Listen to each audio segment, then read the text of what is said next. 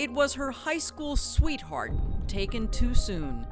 Now this widow's dreams of family are shattered once again. I think it's indefensible. I think it's unconscionable. She says the disease that killed her husband could be in the wild, and they let it out. Dr. Sadat, what can you tell us about what happened to it?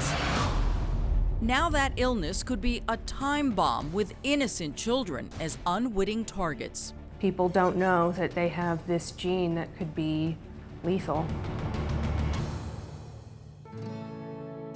Theirs was a classic love story. Boy meets girl, boy and girl fall in love. Aaron was a very intelligent, very sweet person. He just always was that solid person for me. Sarah and Aaron Robertson were solid all through college, where they planned the rest of their lives. When you were married, had you talked about or were you planning on having children? Oh my gosh, absolutely. We talked about it all the time. But this love story was also a tragedy.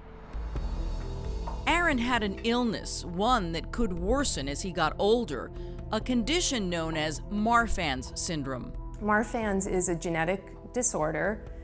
It affects the connective tissue in your body. Left untreated, Marfan's syndrome can be a death sentence. The lethal part of the disease is when it affects the connective tissue in the vessels, especially around the heart.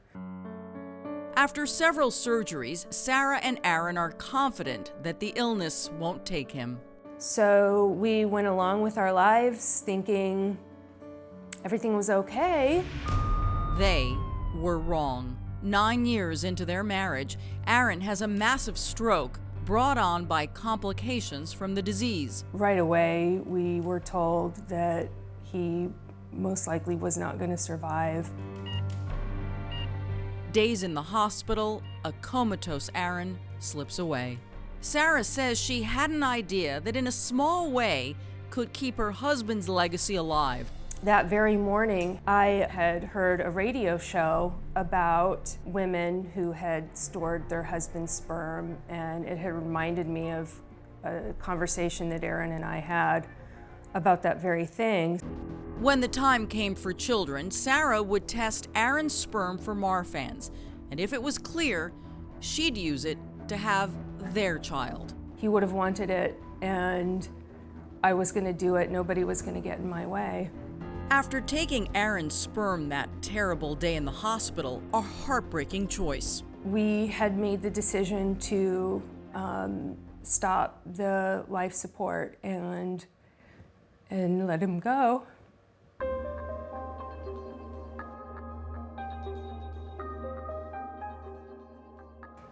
It was hard, but I knew I had something to go on for.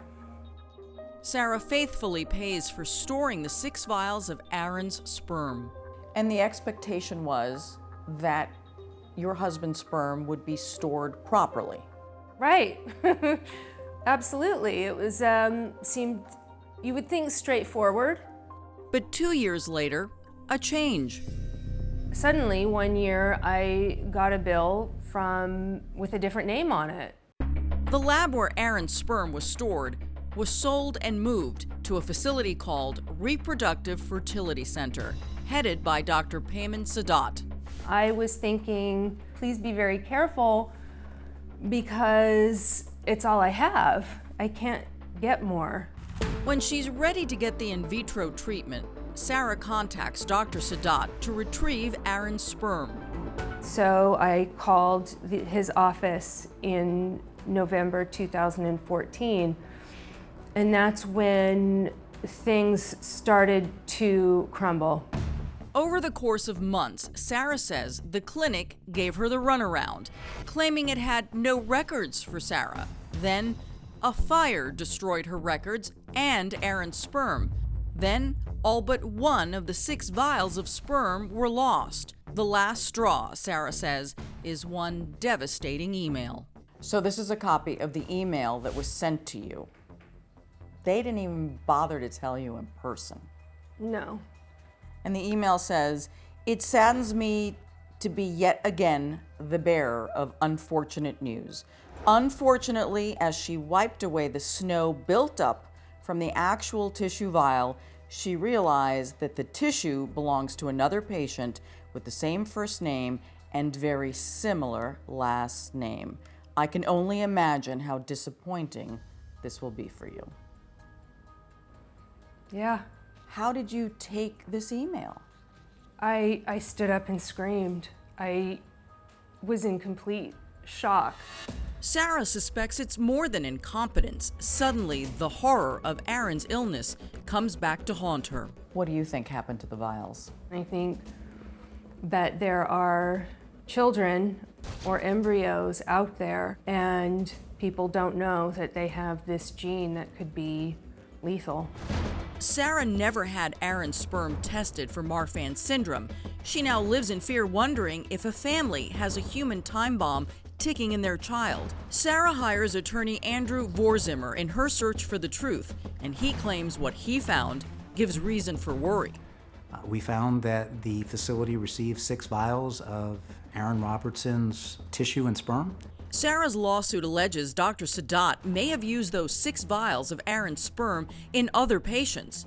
Vorzimmer claims this isn't the first time Sadat has been accused of doing something like this. I think what we had here was a genetic Ponzi scheme in which he used genetic material belonging to some patients and gave them to others.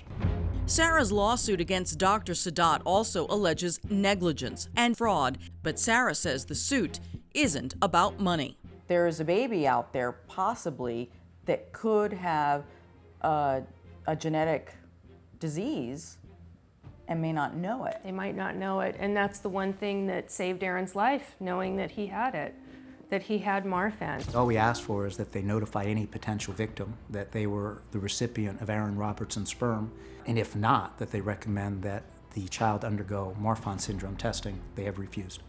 Dr. Sadat also refused a request from Crime Watch Daily for a comment.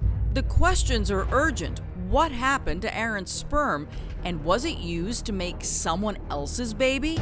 We went to Dr. Sadat's location in Burbank to get answers.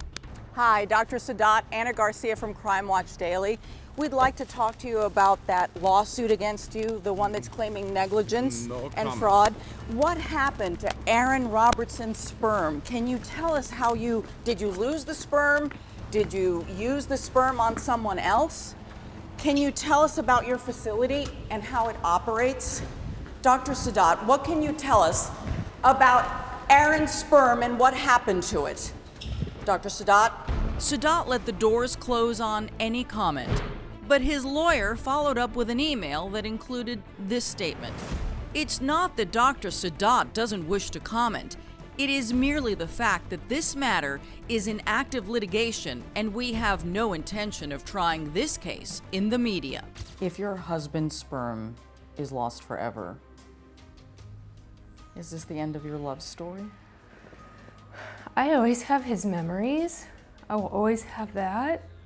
My determination and focus at this point is to bring that man to justice and let his patients know, as much as I possibly can, what has happened.